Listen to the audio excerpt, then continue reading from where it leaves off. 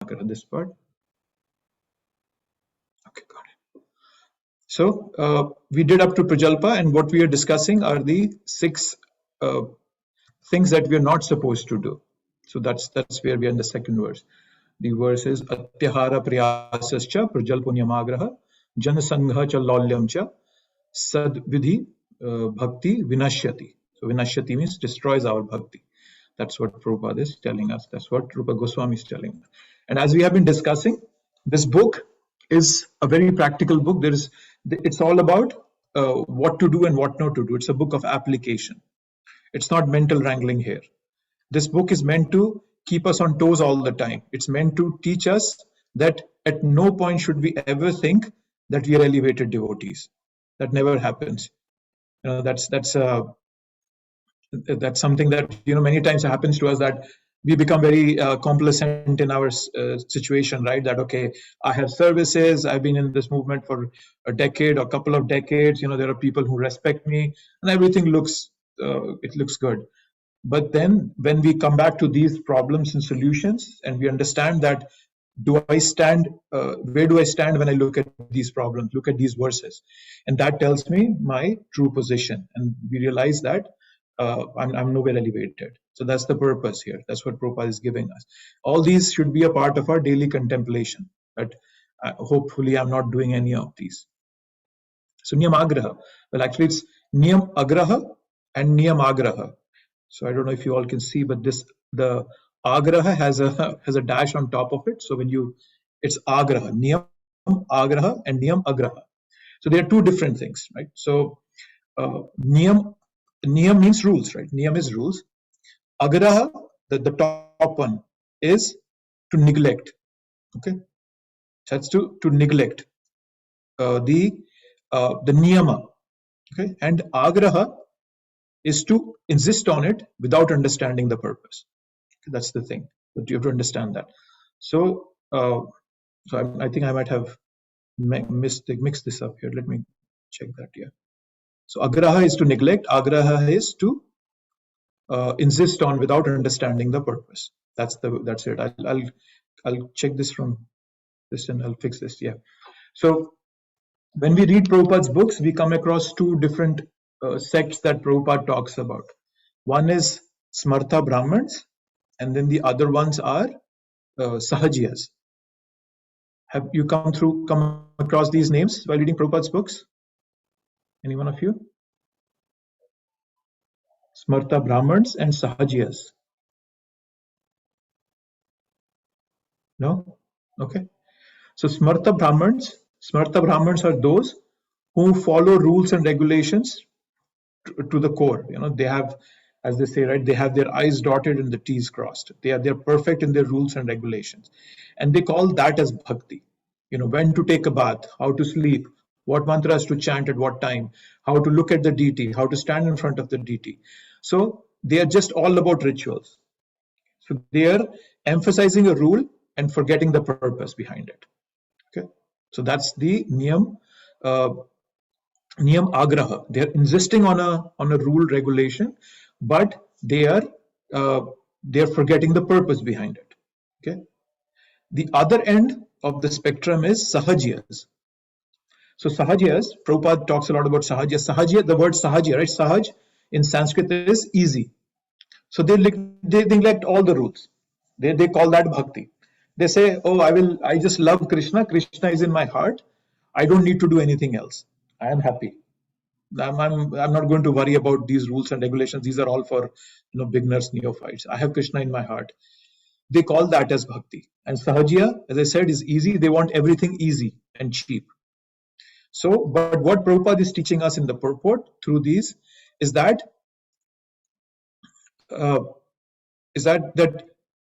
instead of looking for Radha and Krishna in the bushes of Vrindavan, you should look for it in the service of your spiritual master, sincere service of your spiritual master. That is what Prabhupada is teaching us through his purports over here. That don't try to become a Sahajiya. Don't try to think that, oh, everything is easy. I'll just remember Krishna in my heart and all will be fine. And don't go to the other end, become just following rules and regulations for the sake of it. No, none of them works for you. You have to work under the guidance of a spiritual master. That's what it is. I'll tell you about a story. What happened that there was this family going in a train, and this family was from Braj, from Vrindavan, and they met a couple of ISKCON devotees in the train. Okay, so this family, they started talking to the ISKCON devotees. They both are Krishna devotees, ISKCON devotees in the Vrindavan family, and they said, whenever we offer food to Krishna, we sing these bhajans from Vraj so that he can eat that. And they're very happy. They're singing those bhajans, and those two ISKCON devotees, they said, "Oh, you don't say any mantras?" They said, "No, we just sing these bhajans and Krishna eats our offering. Krishna is happy." They said, "Oh, they just bluntly outright on their face, on the family's face, they said that the ISKCON devotees said, Krishna has never accepted your offering." And they were stunned. They felt heartbroken there. And they said, unless you don't chant the, Namo Brahmanaya Deva, Go Brahmanaya Taya, Jagaditaya Krishna, Govindaya Namo Nama, until you don't chant that, Krishna never accepts your offering. And they left the family heartbroken there. That's a very good example of how we are just looking at the rules and regulations without understanding the purpose behind it. And that's what Prabhupada is trying to teach us. Don't fall for a trap for those kind of rules and regulations. Prabhupada changed so many rules and regulations by himself. If you notice, it was said that Mahaprabhu used to say, I eat at the house of only Lakhpatis. So Lakhpati is somebody, what Mahaprabhu meant was that, who chants 64 rounds a day. So when you 64, you multiply that, everything that comes to 1 million names, to 100,000 names or something like that. So Mahaprabhu used to eat at their place. But then when Bhaktisiddhanta Saraswati Thakur came, he also continued that. But when Prabhupada came here, he understood people are also fallen. He said, don't worry, you do 16. So Prabhupada made changes according to time, place, and circumstances. So what is the goal that we have to always remember is prema, love for Krishna. And that Mahaprabhu gives that to us in that verse, Smartavyo Satatam Vishnu, Vismartavyo na Jatuchit. Sarva Vidhi Nisheda Sayad, Etayo Reva Kinkara. What is being told to us in that verse is, always remember Krishna, never forget Krishna. All the other rules and regulations are subordinate to these two rules. So this clarifies the purpose of niyama. When we start using niyamas just for the sake of them, they are of no use, they are of no value to us. Right? So, for example, Prabhupada also talks about these niyamas in the 17th chapter. Right? He starts telling us about how he's indirectly, referring to Mahatma Gandhi. And if my apologies if there are any Mahatma Gandhi followers or fans here, but Prabhupada says that if you are using these austerities, like for example fasting, that's been recommended in scriptures, if you're using those for political end, you're disturbing others. These acts are not approved by Krishna, and he says who engages in them are demons, right? Because you are using an austerity meant to achieve Krishna for political gains, and Prabhupada tells that to us clearly, that's demoniac in nature. He actually says that. So we have to be very clear on what is niyamagraha for us and what is niyamagraha for us. That's something we have to be very, very clear about, right? So we always have principles, but then we have details to those principles. Principle, like for example, we are supposed to chant on beats. That's okay. Prabhupada told us you should chant loudly on beats. But then if someday you have a throat problem, you can't chant loudly, you chant slowly. So the rule has been modified a bit according to the time, place, and circumstance. So that's what we have to use. So we have to use our intelligence. Things have to be modified according to time, place, and circumstance. And that's very important for us. We are not just going to follow the rule for the sake of it, just because it's been given to us. Once somebody asked Prabhupada that, in the Gurukul, how much food should be given to the kids? Prabhupada said it's okay if, 3 chapatis is good. But then the devotees who were managing the Gurukul, they set it as a rule. Oh no, kids, only 3 chapatis. Prabhupada has said that. But Prabhupada never said it that way. Prabhupada said it that, it's okay to have 3 chapatis. You can, look at the time, place, and circumstance, look at the kid. Some kids might need more than 3. So we are not fanatics, right? We are strict, but not fanatics. Fanaticism means that there is no scope of individual choice. When Krishna himself is giving us an individual choice, who are we to take away choice from devotees, right? Krishna himself says, "Yathe ichhasi tatha kuru." Now you do however you feel, Arjun. I have given you what I wanted to give you. So that's niyamagraha. Okay.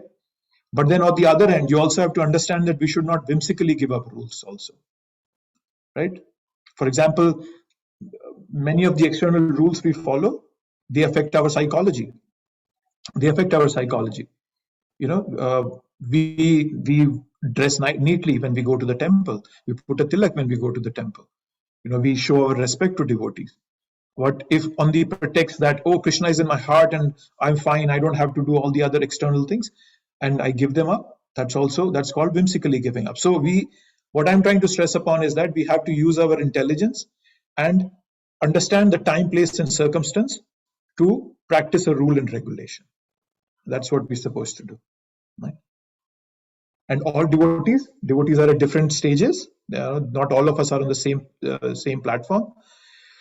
It could be, that for somebody who's at a much higher level than I am, for them, all these rules and regulations have become second nature. They've started loving doing them.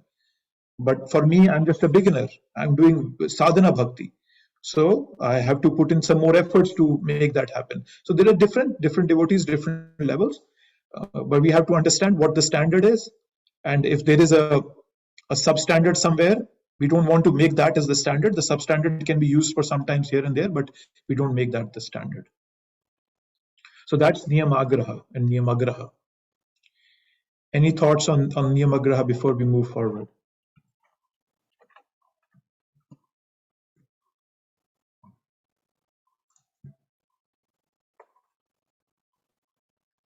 No?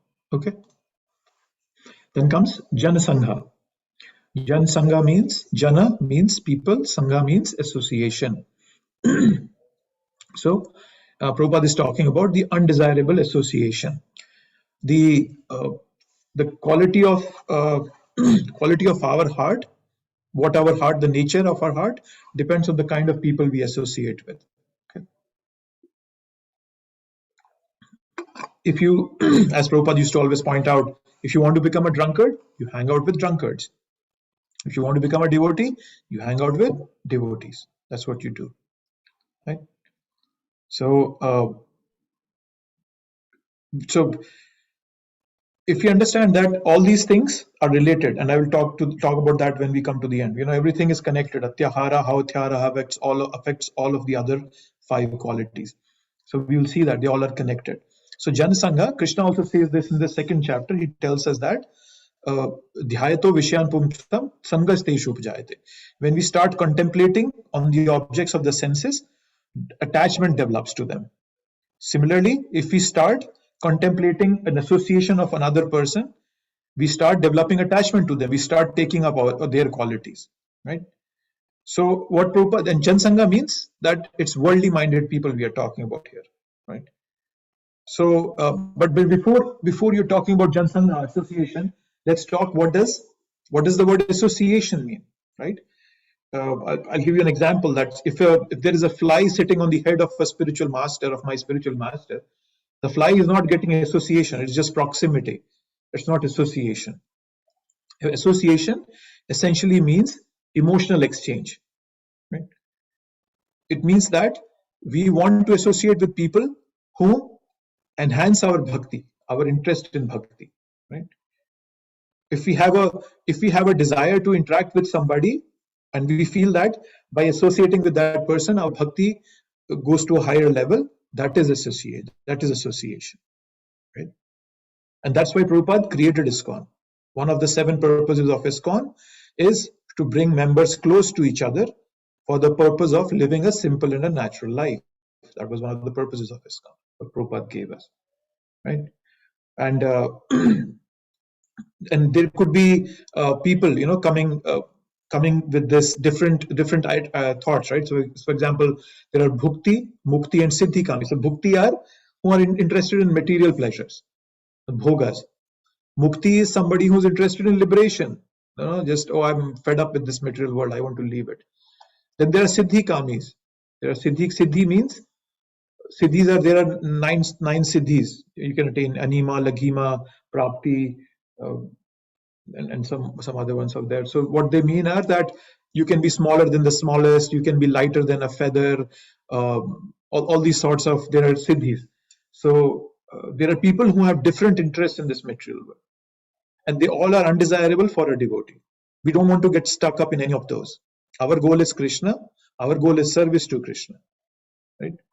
And that's what should be our goal, not to associate with people who are worldly minded or who can distract us from our purpose. That's something that we have to understand from this Jana Sangha. Our spiritual master, he gives us the Bhakti Lata Bij. You know what a Bhakti Lata Bij is? Brahmande Brahmita Kone Bhagyavan Jeev Guru Krishna Prasade Paye Bhakti Lata Bij. A guru, he gives us the seed of devotion. That's what the guru does to us. And what do? We create a fertile land in our heart. We sow the seed of devotion, and then we nurture it. We take care of the seed, right? But then if we start associating with worldly minded people, it's very much like, we are letting weeds come up in our garden of our heart. So those weeds have to be removed. We have to be very cautious around that seed. If we don't take care, then that seed will either remain undernourished, or even worse, if we start doing offenses while interacting with materialistic people. You might meet many materialistic people who might start criticizing devotional practices, might start criticizing Prabhupada, might start criticizing ISKCON. You can go online. There are billions of websites that talk nonsense. You can do that, but then what's the outcome for that? Is that our Bhakti Lata Bij will shrink, it will shrivel, it will die down. Right? So we have to be very, very careful. We have to take care of our seed, and the most important aspect is not to associate with people who are not similar minded as us. And that's why Prabhupada says that we should associate only with devotees. That should be our goal and main purpose. Only associating with such people, right? Especially in the neophyte stage, as we all are, right? So because faith can easily be destroyed because it's komal shraddha. The shraddha is very komal, it's soft. The seedling has just started sprouting out. If we start interacting with wrong kind of people, we will surely destroy that seed. Similar to what happened to Kekai, right? Kekai used to love Lord Ram, and what happens? Who comes in to break her faith? Who destroys her faith? Mantra. Yes. See, just imagine, right? A mother loves Lord Ram as a mother, and then one Jana Sangha mantra, and look at what havoc it created. So we have to be very, very cautious whom we interact with.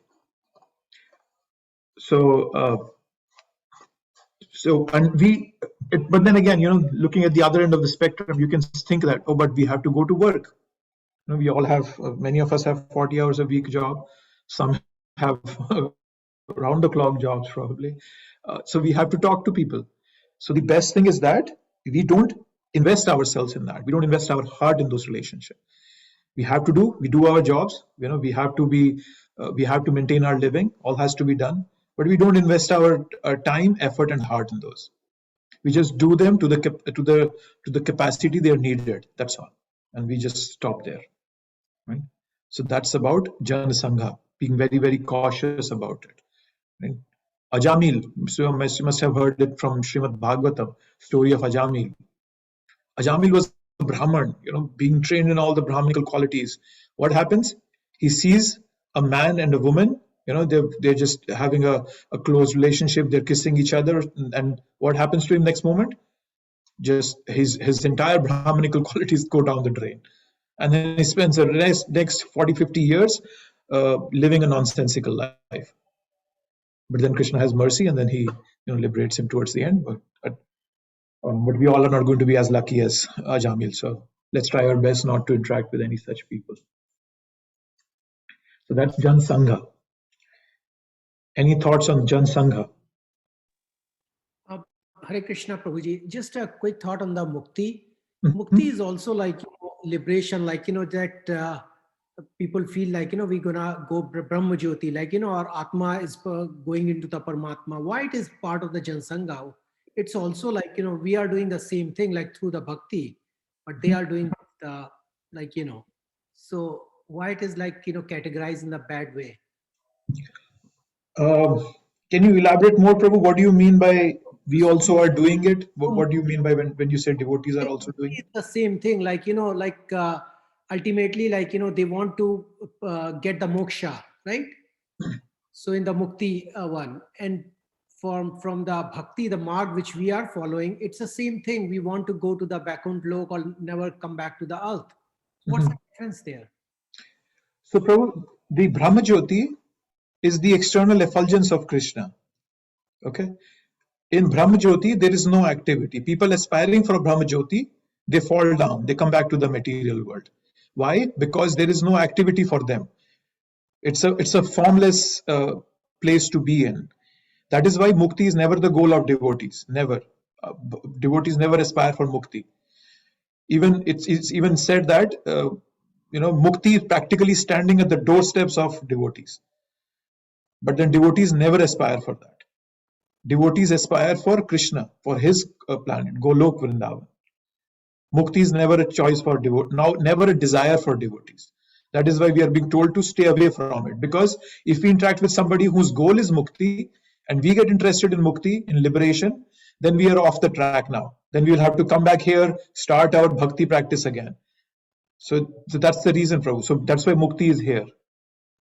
Devotees, I understand what you're saying is that we are in the material world. We go to Brahma Jyoti. From Brahma Jyoti, we go to the spiritual world. But then it's a path, but the devotee never takes that path. The devotee, right from the material world, if he is pure, he can go back to Golok Vrindavan. He doesn't have to go to Mukti, and neither does he or she desire for that. Did that help, Prabhu? Yeah. Thank you so much, Prabhuji. Hare Krishna. Yeah, welcome. Yes, Ashish, Prabhu. Prabhuji, are there any alive examples of devotees from any of the textbooks who may have experienced the Brahma Jyoti experience, or Goloka Vrindavan is too much? Maybe the Brahma Jyoti experience being alive? Brahma Jyoti being alive? No, Sorry. I mean, when they're alive, I mean, when we are doing practice, chanting, or, when we are involved in bhakti right now, or, for a person, yeah. Is it possible to experience that or get a glimpse of that while you're performing your sadhana religiously? Is it possible to experience how that is going to look like? The Brahma Jyoti, you mean? Brahma Jyoti or exactly, yes. So how does the Brahma Jyoti look like? Is that what you're trying to understand? Can we experience ourselves in that form or in that place while being alive?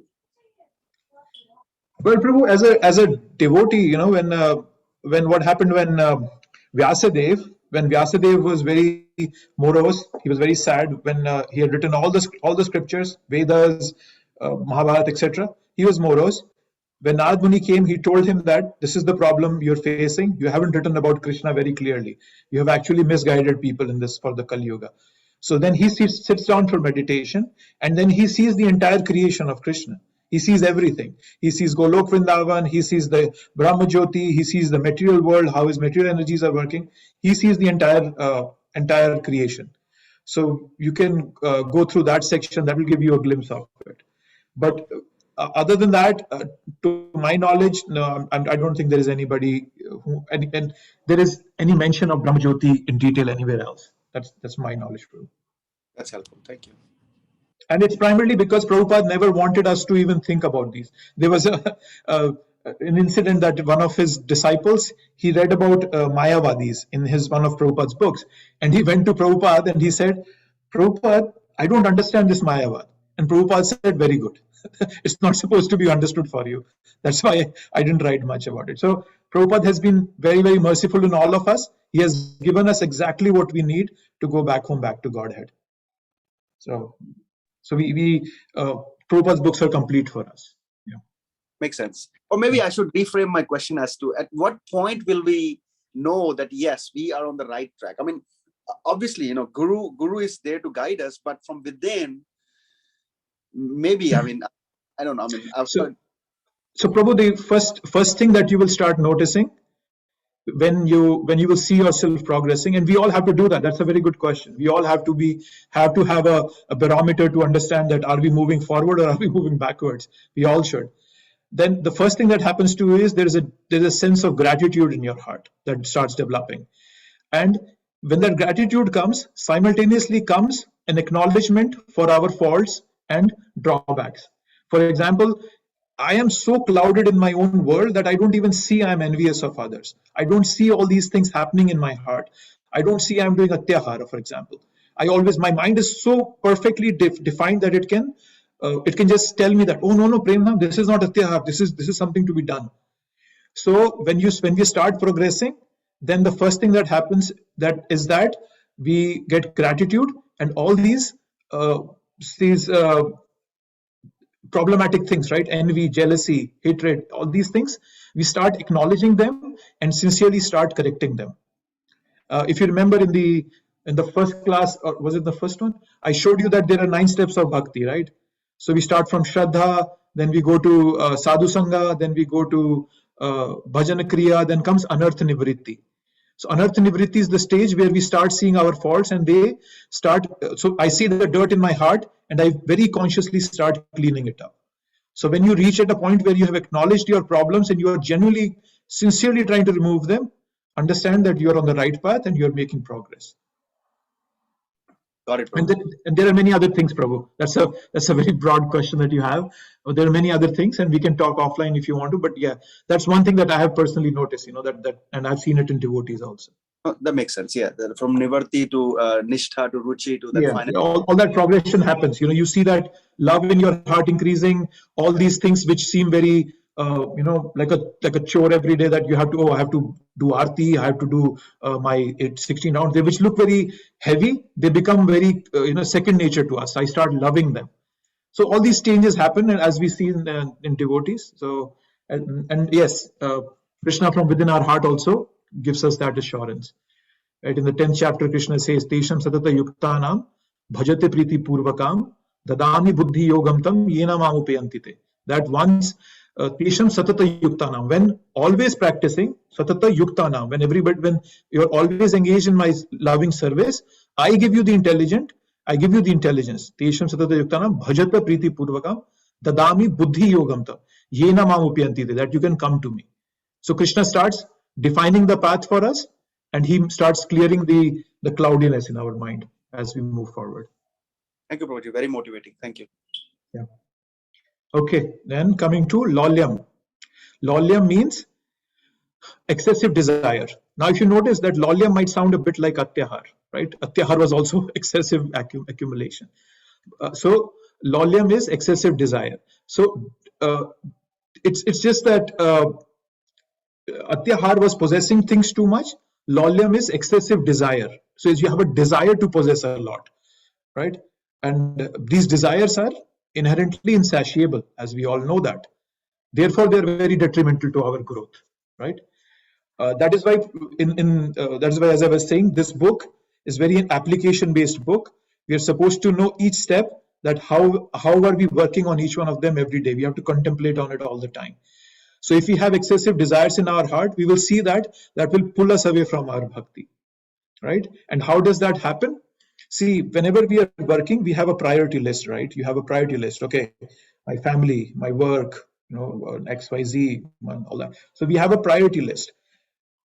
What Maya does, when a devotee starts practicing, when the devotee starts making a priority list and he puts Krishna on the top of that list, Maya comes and starts interfering with our practices. Because, as I mentioned, Mahamaya, Durga, has a thankless job of being more like a quality control agent. She has to be 100% sure that the soul that is coming out of this material world is ready to go back home, back to Godhead. There is no chance of the soul of taking a negative coming back again. So the Durga is doing all these quality controls. So when we start progressing on the path of bhakti, Maya comes and start attacking us. And one easy way of attacking us is desires, right? So what Maya does, when Maya comes to us, it confuses our priorities, right? For example, it might say to you, oh, Prem Dham, you woke up at 4 a.m. today, you did your 16 rounds by 6 o'clock. It's fantastic. Today you have done so much. Let's watch a movie now. I might feel proud of myself. Oh, I woke up early. I did my rounds. Maya came and confused my priorities right there, right? So it diminished the value of my priorities. My priority was Krishna, but suddenly I have moved away from my priority just because one day I had this success that I woke up early on time and I did my rounds, right? So it's a temptation. So now, so that's what Laulyam comes into the picture. And that's why Prabhupada is highlighting that it's an impediment for us on the path of bhakti, right? And as we fall trapped to these desires again and again, Krishna starts coming down in our priority list. Whatever taste we have developed by our hard work, all our austerities, our sincerity, it has brought us to a point. It starts going down. Our taste starts going down. And Krishna himself says, Ye jatha mam prapadyante tam tatheva bhajamiham. As you approach me, I reciprocate. Right? So when we see that, when Krishna sees that he's getting off on my priority list, coming down on my priority list, our taste also starts going away. And then when our taste of bhakti goes down, our lower taste seem attractive again. Right? Then Maya again comes back on top and we forget Krishna. So the first priority is to keep Krishna always on the top. Smartavyo satatam Vishnu, vismartavyo na jatuche. Always remember Krishna, never forget Krishna. That has to be our top priority, right? So my top priority is devotional service, and then we can control all these things, Laulyam, and stay on the safe path. I gave the example of a pilot, right? What a pilot does is always bringing the plane back on track. It's a balance, right? The whole thing is a balance. And I read that recently in a book, that how if you're flying from Los Angeles to New York, and the pilot, if he just moves the plane by 3.5 degrees, instead of reaching New York, the pilot reaches Washington DC. So that's the same problem. If we don't keep on adjusting our when we fall off the track, if we don't keep ourselves bringing on the same course, then we will be off the track completely. We'll be just gone completely. So we have to keep correcting our path. So therefore, all these things we have to avoid by regulative sadhana practices, and then we keep on moving forward on the path. So that's Laulyam for us. And as I was saying now, okay, so all these things are connected, right? Atyahara is the root cause. Whenever I desire to, whenever I want to possess more things. Now, if I want to possess more things, what's the first thing I have to do? I have to work hard for it. What is that? That's prayas. I have to work hard. I have to also talk to others about it, right? So let's say, for example, I want to make money in the stock market. What do? I start talking to stockbrokers, worldly minded people. And when I start investing my time and effort in Atyahara, Niyamagra happens. I start doing things just for the sake of them. Oh, let's do the arti quickly. I have a meeting to attend for my stock market stuff. Or let me do my rounds quickly, just mumbling in my mouth because I need time to spend on my Atyahara. Then I also associate with such people, right? And then because as I was saying, right, sangasteshu upjayate. Because I want to accumulate more, those desire also increases in my heart. Atyahara is the root cause, and as we will see later on, Prabhupada stresses upon that. How Atyahara, if you're able to control Atyahara, it can solve all the problems in the world. But before we go on to that, let's see this. Anybody has seen this notice before?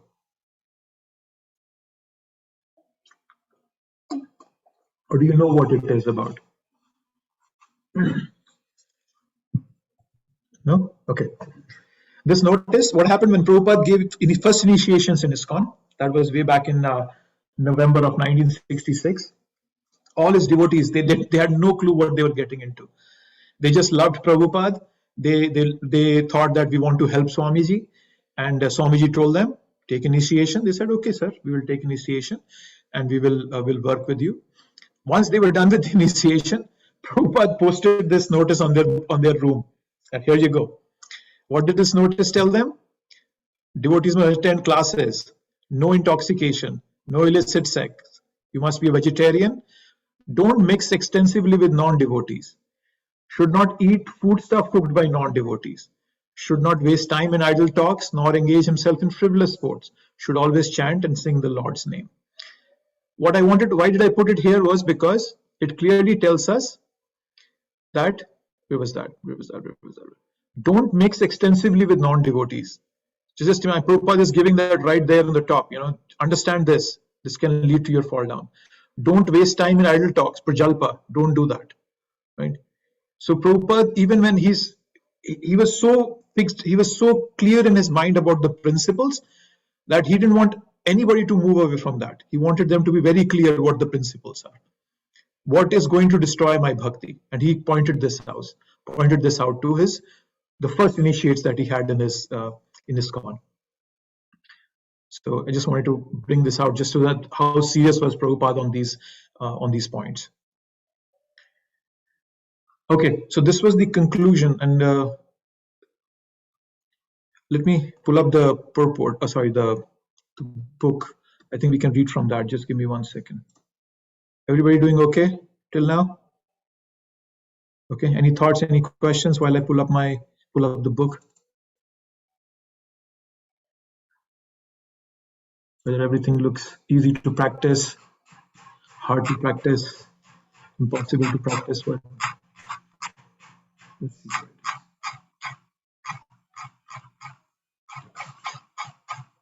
It's good we can read that section that how Prabhupada answers talks about these different aspects. Okay, yes, here we are. Let me share my screen. Okay, so Prabhupada talks about how it can solve all the economic problems, right? So very interestingly, Prabhupada starts by that last section about how capitalists and communists are always fighting with each other. And the capitalists think that they have to accumulate all the wealth, whereas communists think that all the wealth is the property of the state. But then both of them are making a fool out of themselves. Prabhupada says, if they both understand that it is Krishna's property, they won't fight with each other, right? So then it'll be a proper state, a Krishna conscious ideology state. All the wealth belongs to Krishna. I only use whatever I have to use and I need, and that solves the problem. So that's how all the economic problems can be solved. There's a very good example that Prabhupada gives here is of $100 bill. And he says that if somebody finds a bill and pick it up and put it in their pocket, obviously they're not honest, right? So that's completely clear for us. But then the other thing is that the other next person could be, he just comes and he lets the dollar bill be there. So now if the dollar bill is just there, thinking that it's somebody else's property, I should not touch it, that's also, he's unaware of its proper use. But the third man, Prabhupada is telling us right here, the third man picks up the bill and gives it to the person to whom it belongs. So this man does not steal the money, nor does he neglect it, nor does he let it lie in the street.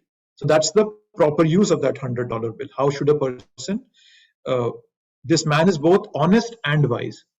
So similarly, what Prabhupada is asking or telling us is that we should know how to use Krishna's property. We should not be frivolous about it. But then again, we should not be also like, oh, no, I won't touch this. I'm a sannyasi. I won't touch money. Prabhupada used to joke around a lot about that. There was a sannyasi, and some of Prabhupada's disciples came and told him that, Prabhupada, there is this sannyasi and he doesn't want to touch money. Prabhupada said, don't worry, tell him or send all the money to me. I will use it for Krishna's service. So we have to be, the vairagya, the renunciation should be such that we know how to use Krishna's property. And we will read this more when we come to Nectar of Devotion. the Yuktahara Vihara, say that we should know how to use the Krishna's property in the right way. Then we'll be wise. So that's some example coming in. All the problems of modern politics can be solved by this. Now, how is that Prabhupada telling us? That once again, everything is Krishna's property, and if all the politicians become Krishna conscious, then they will not be fighting up with about it anymore, right? They won't think that it's mine to loot, and or they won't act that way. All the modern politics is all about that, right? I want to come to power and I want to make money. That's all it is about. So if everybody becomes Krishna conscious, they will solve the problems of modern politics. Then it will create an ideal society, right? And how does that mean? That wealth of the world should be used for the welfare of all living entities. And when Prabhupada was very clear in all living entities means animals also. Right? So when we start using the property of Krishna for illegal means, for example, now there is so much of land that is just used to grow grain to feed the animals who will be sacrificed and who will be slaughtered. So that is a misuse of Krishna's property. And then again, you are harming an animal, you are harming a living entity who is Krishna's child. So again, the society, that is why society in Kali Yuga are going downhill, because so many slaughterhouses have been opened up. Right? Even though Christianity clearly says, thou shall not kill, Christians have opened up such fantastic slaughterhouses. That is why the society is so degraded. And Prabhupada said, if you could understand the concept of that everything belongs to Krishna, then it will become an ideal society. He quotes this verse from Ishopnishad. This is the first verse of Ishopnishad. Ishavasyam idam sarvam yat kincha jagatyam jagat tena taktena bunjita magadha kasya swidhanam. Everything belongs to Krishna. One should only take what is set aside as his or her quota. That's all we should take. Not accept more than that, and not accept less than that also. This is my quota, I need this. So then everything will be perfect for us. And I just thought, okay, yes. And Prabhupada says, all enmity will cease in human beings if we practice the principles as given by Rupa Goswami to all of us. Right? These elementary, all enmity will cease between man and animals, capitalists and communists, because now we will not be thinking about ourselves anymore. It will be all about Krishna and his property. That's how everything will be solved. And what will eventually if people started believing in the principles and following principles of Rupa Goswami, what is going to happen? We will create a spiritual community that will bring about peaceful condition in this world. Right? And then it will result in the spiritual growth of all the followers, of all the people in this world. So it says, every intelligent man should purify his consciousness and rid himself of the above mentioned 6 hindrances to devotional service by taking wholehearted shelter of this Krishna consciousness movement. You see how magnanimous a view Prabhupada had about this whole world. He used to meet all these dignitaries, presidents, prime ministers, all these lords in England and whatnot, just because he wanted everybody to understand that the Krishna consciousness movement is not a religious sectarian movement. It's for the welfare of every living entity on this world.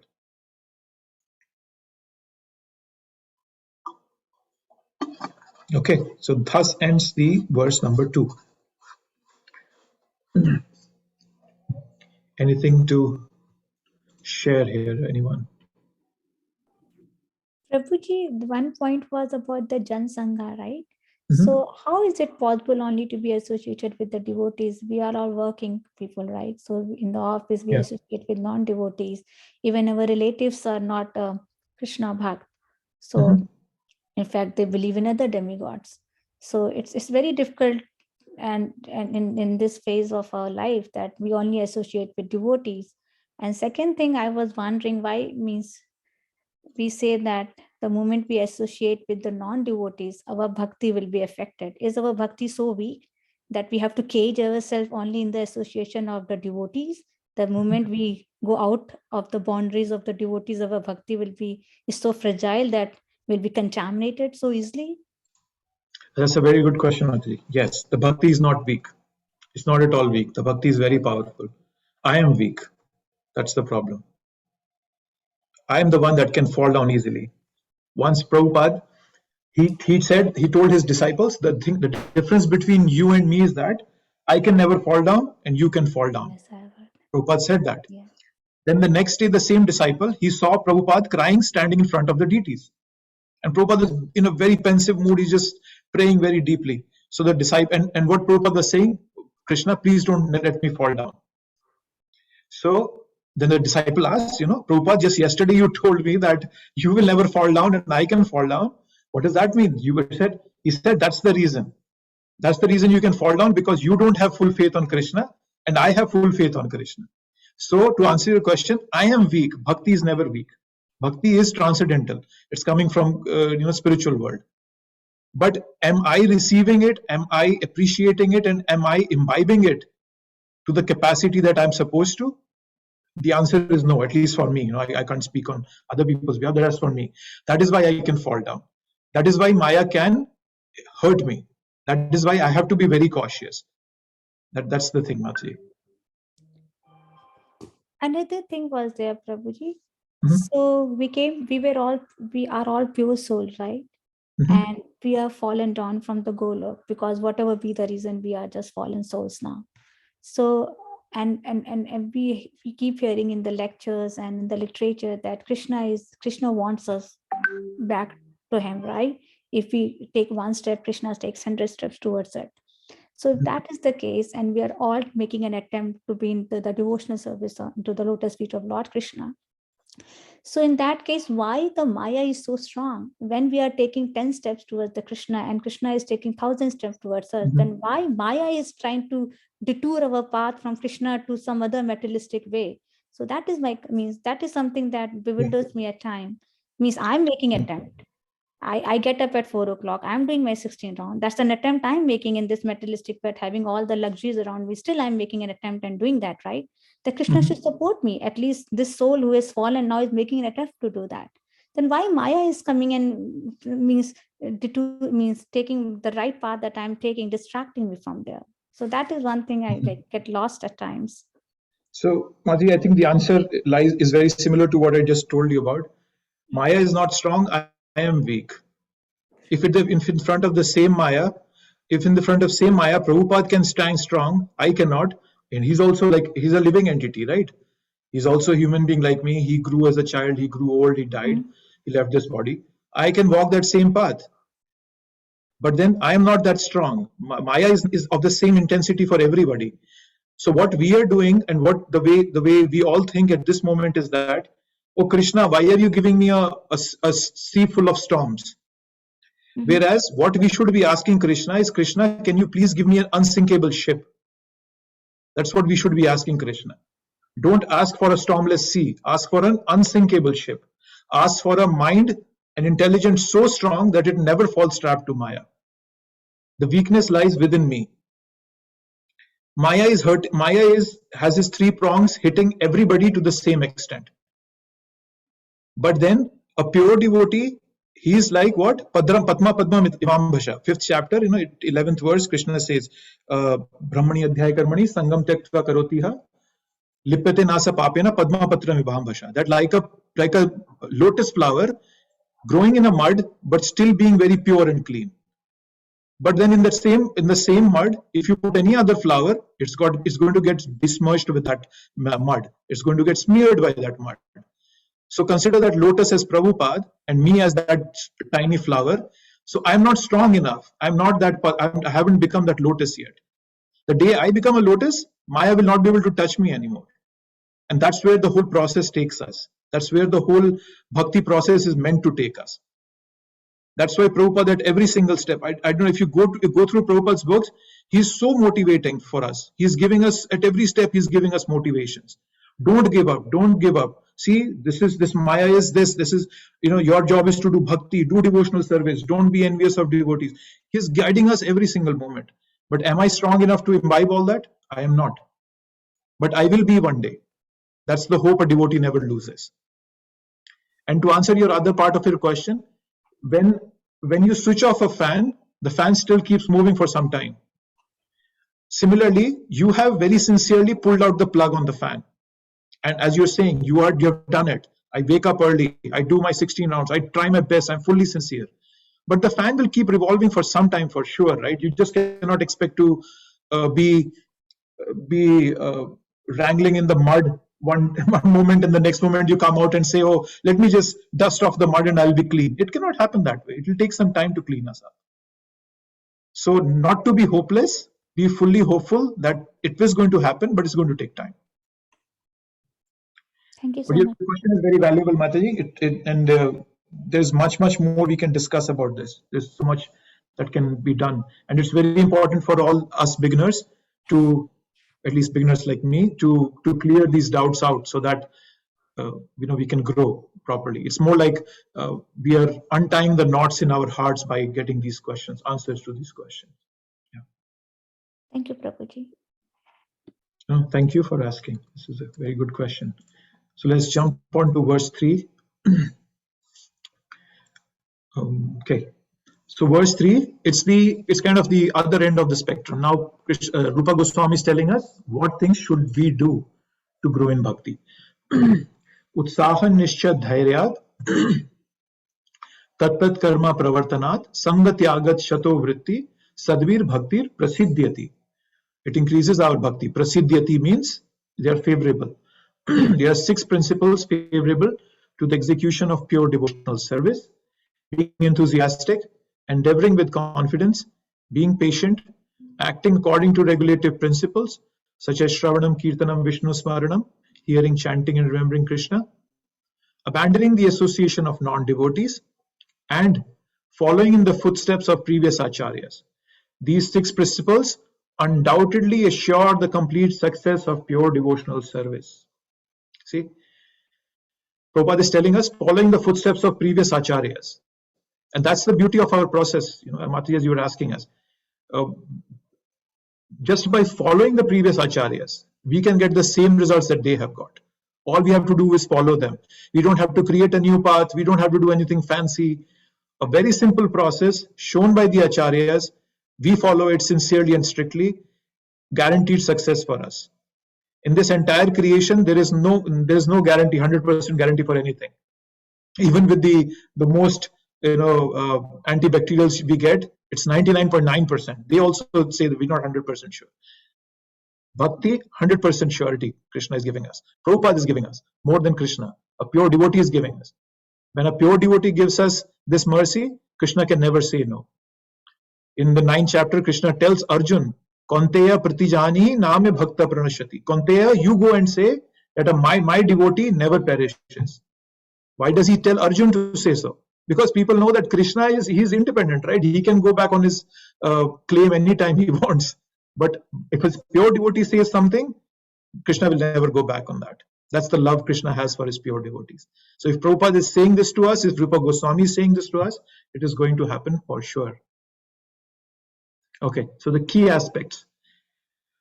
Prabhupada in the purport, he starts by speaking about bhakti. What it's not, what it is, how it's to be done. Then he addresses the 6 activities that are favorable for our bhakti. And in the end, he has this wonderful few paragraphs that motivate us. I just put those bullet points, but if you read this, it's just so motivating. One thing that we all can do, if you haven't done so, whenever you read any of Prabhupada's books and you come through a section which is very motivating for you, just write it down on a piece of paper or copy paste it somewhere. Make a list of all those motivational sections of Prabhupada's books. And then whenever things are down for you, you're really frustrated, your husband, your wife, anybody he or she is giving you a hard time, you go back and read those verses and you'll be motivated. At least I'm following my bhakti process. At least Prabhupada has guaranteed me that I'll go back to God one day. And that will motivate you. Okay, what is bhakti? Prabhupada is telling us that devotional service is not a matter of sentimentals. It's not a matter of sentimental speculation or imaginative ecstasy. So Prabhupada uses 2 phrases there: sentimental speculation and imaginative ecstasy. Right? So that's its substance is practical activity. Prabhupada says this further. So now Prabhupada, when you notice, right, Prabhupada, whenever you see the word bhakti, Prabhupada translates it as devotional service. He doesn't call it devotion alone. So Prabhupada had this excellent intelligence that, he created phrases that nobody had even heard of before. Devotional service. It's about practical activity. You cannot just sit in a temple and just chant all day and you think that, oh, I'll go back home, back to Godhead this way. No, that doesn't happen. Prabhupada was very funny. Once a reporter came to him and said, oh, I've been chanting your mantra and I see this beautiful red light coming close to me. And Prabhupada says, yeah, you keep on chanting, the red light will go away. So Prabhupada was very practical in his life. You can see so many instances in his life. He was practical. He was perfect. He was never imaginative or of any sort of ecstasy anywhere. Like show off. Never. Once, what happened that there was a person. He came to a temple and he was crying profusely. He was just dancing ecstatically. He was rolling on the ground. So the devotees went to Prabhupada. Prabhupada, there is this devotee out there. He's showing all the bhavas of pure love. And Prabhupada said, you go and kick him and you see what his action is, what his reaction is, and that will tell you whether he's a pure devotee or not. And the devotees were really scared. They went and kicked that guy. And oh my God, what a 180-degree turn he took. He started abusing all the devotees, like he's screaming his lungs out. And Prabhupada said, see, here it is. He's not a pure devotee. A pure devotee, if he was so pure that he is having this ecstasy, then it wouldn't matter to him what externally is happening to him. That was imaginative ecstasy. That's an example of imaginative ecstasy. So we need help of gurus to understand what is practical activity, right? If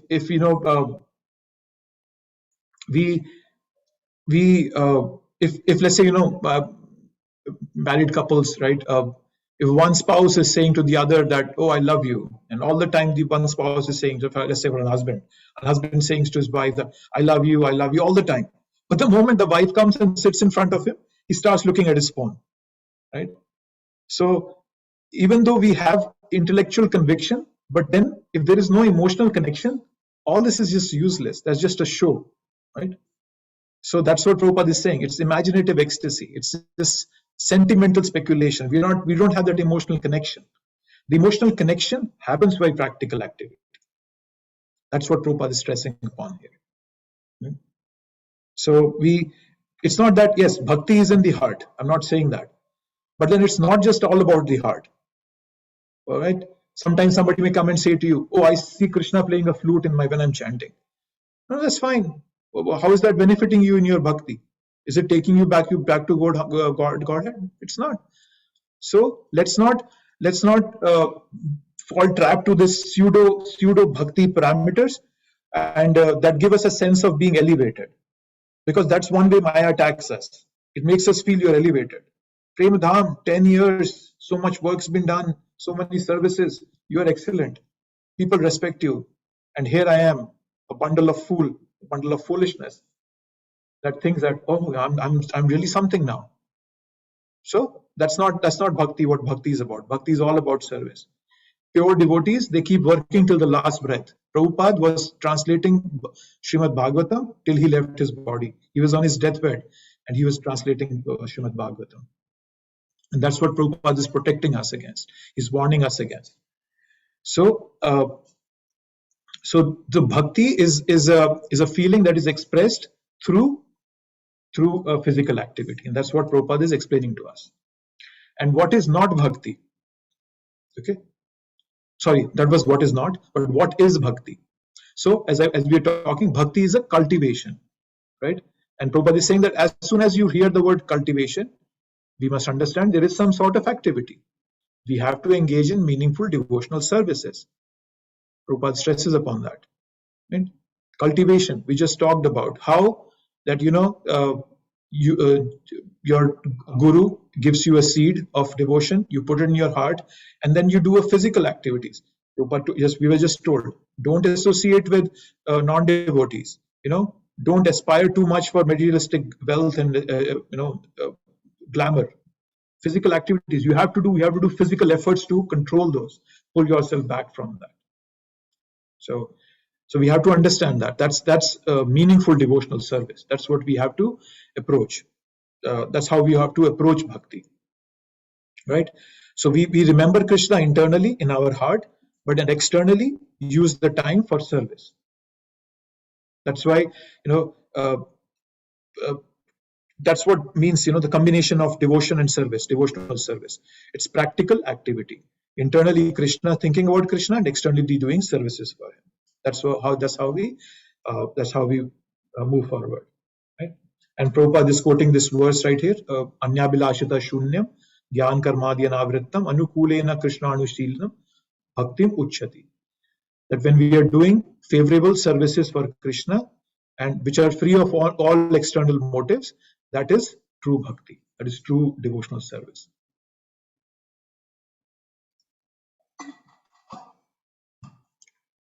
And then, how to perform bhakti? Prabhupada gives us a very clear path for that. There are 9 processes of devotional service mentioned here.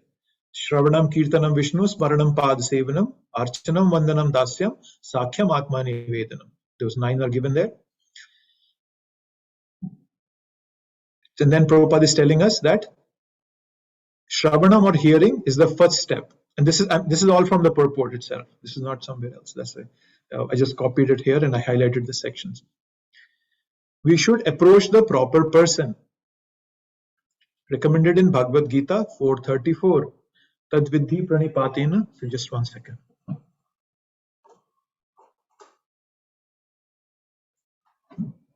Tad vidhi pranipatena pariprashnena sevaya upaddikshanti te jnanam jnaninas tattvadarshina. That approach a pure devotee, and surrender to that devotee, ask questions submissively. Prabhupada is quoting 3 different scriptures here. First one is Bhagavad Gita. Second one is this one. This is Mundaka Upanishad. Tad vijnanartham sa guru meva abhigachet. Gachet means to go. To whom to go? A guru. Approach a bona fide spiritual master. And then last, Prabhupada is quoting Chaitanya Charitamrita. Brahmanda Brahmita Kone Bhagyavan Jeev Guru Krishna Prasade Pai Bhakti Lata Bij. That all by the grace of Guru and Krishna do we get devotion, do we excel in devotion, and we go back home, back to Godhead. It's all Guru and Krishna's mercy. When we are not initiated and we don't have a Guru, Prabhupada is our Guru. So we are never without a Guru, never think that. And then there's also Krishna sitting within our heart, Chaitya Guru. He is also guiding us all the time. So that's how to perform bhakti. So Prabhupada talks about that. Then Prabhupada comes to the 6 qualities that are favorable to bhakti, starting with utsaha. So what is utsaha means? Utsaha what does utsaha mean? Anybody? Enthusiasm. Sorry, I didn't get that. Enthusiasm, yes. So the root of the word enthusiasm, and that's something I recently not recently, but a couple of years ago I came to know about, was that it comes from a Greek word called entheos, where theos is God, as we all know, theology, theosophy, all that. The theo part is God, and en means in. So what that word entheos means, initially meant when the word was created, being inspired by God, one acts energetically, enthusiastically. So that's what utsaha means. That's what enthusiasm initially supposed to mean, that by being inspired from God from within, I act energetically in this world. So Prabhupada, his even Prabhupada, I think he's saying in the purport here, he says in the purport that endeavor is that.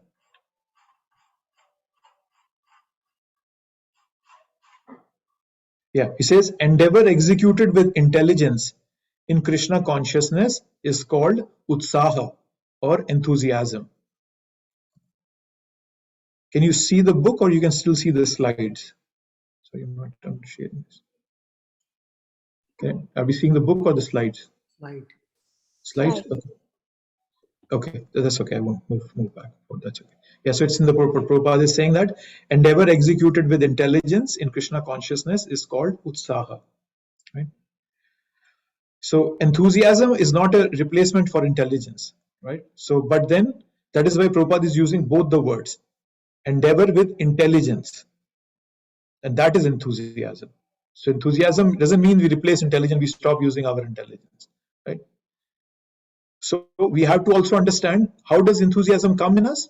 How do we become enthusiastic? That's a very genuine question anybody can ask ourselves, right? Enthusiasm comes through a sustained commitment to the process. Right? When we are sure of a process and we keep working on it sincerely, then Krishna, from within the heart, he realizes that this person is putting in all these austerities, and then Krishna gives us the enthusiasm to move forward the path. That's what I was telling about entheos, right? The meaning of the Greek meaning of enthusiasm. So when over time we are consistent in our process, we have consistency, then Krishna will start to know, okay, now I know Prem Dham has been doing this for many years and he's been very consistent in his practice. Then Krishna starts having trust on me, right? It's not just that that I'm trying to build trust in Krishna. Krishna is also trying to build trust in me. It's a mutual reciprocation, right? So when I do something very consistently with sustained commitment, then that enthusiasm comes. Then that enthusiasm is expressed. That's what enthusiasm means. Okay? So enthusiasm also means, it's a responsibility, onus of the practitioner to find newer and newer ways to engage in Krishna's service, right? Because once again, once we keep on doing the same thing again and again, it becomes very monotonous for us. So what do? We keep looking for new and newer ways to engage ourselves and engage the surrounding environment that we are in Krishna's service, right? For example, we are using computers today, so we are using it in Krishna's service. So we are expanding our conception right here, right? That, oh, this can also be used for Krishna's service. Oh, how can I use that particular thing that I've been involved in for Krishna's service? So constantly thinking about that. So that will make us enthusiastic, right? So, and also enthusiasm also comes from the clarity of our path, the clarity of our purpose, right? That, okay, I'm sure that this path is the right one that I have chosen, and this path is going to take me back home, back to Godhead. And that assurance, that confidence gives us enthusiasm also to continue on our path. Utsaha. Now, one other thing that can come to your mind is that what reduces our utsaha? So why do I fall short of enthusiasm now and again and I just fall off? Some primary, and obviously there can be many reasons. You might have some of your own, everybody has a reason for it, but then very common reasons are inactivity or laziness. That's a very common reason why our enthusiasm reduces. We will just become inactive. We say, oh no, yeah, everything is going fine, now let me relax a bit. And the moment we think that, Maya sucks out the enthusiasm out of us. Sometimes we are negligent, right? We are indifferent to the process. When we see, sometimes we take services that are beyond our capacity, right? So then we should take a step back and understand, no, this is actually killing my enthusiasm. There is so much on my plate, I'm not able to do justice to anything of that. And the biggest thing that I've seen is people have this, how do you say that, chalta hai attitude, right? Oh, it's okay. Today I did 14 rounds instead of 16. I will follow up tomorrow. It's okay. It's just 2 rounds. And slowly we will realize that now we're not even doing any rounds anymore. So negligence, laziness, all these are very common examples that reduce our utsaha, right? Furthermore, we also have to understand that utsaha has to be consistent. I talked about that. It's a sustained commitment. It's not like one day I'm like a shooting star. I'm just flying across the sky, and the other day I'm not even visible anywhere. So how to put it? Be a pole star, not a shooting star. So don't have sudden enthusiasm here and there and then forget about it. Don't do that.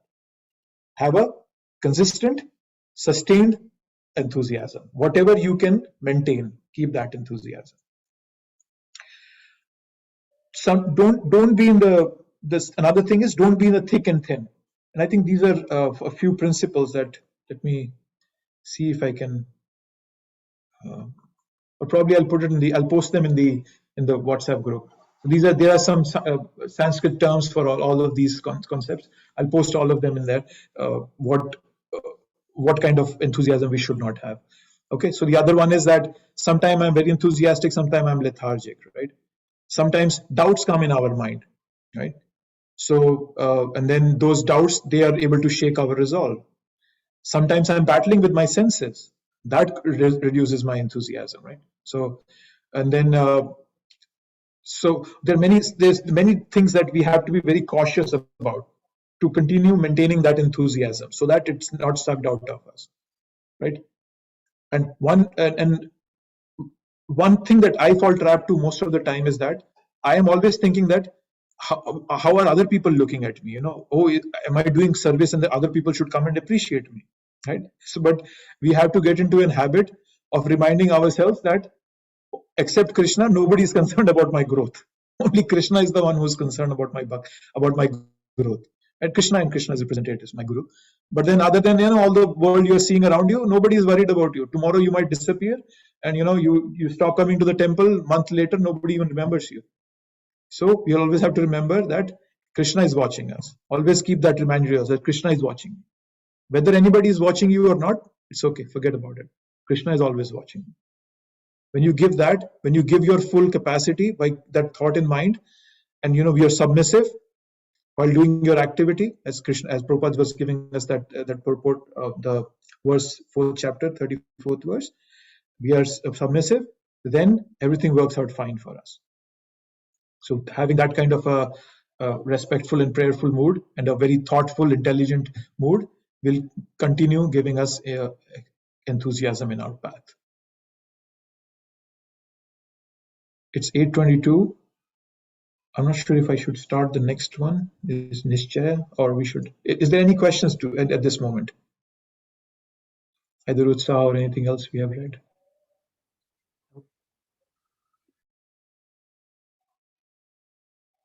No questions. Okay. You mentioned the implicit guru. The implicit guru, obviously, Prabhupada is the implicit guru if you don't have a bona fide guru. And you mentioned Krishna as the Chaitya guru, right? Chaitya guru, yes. Yeah. So Chaitya guru means Krishna sitting within the heart as Paramatma. Okay. We all have, right? We have a soul. That's my identity. And with the soul always comes Paramatma to guide us. Unfortunately, we have stopped listening to him. But then he's always sitting there to guide us. So he's a Chaitya Guru. The moment I show an interest in reigniting my relationship with Krishna, the Chaitya Guru becomes active. He starts telling me more clearly, do this, do that, do these austerities, don't do this activity. And then so that's the Chaitya Guru talking to us.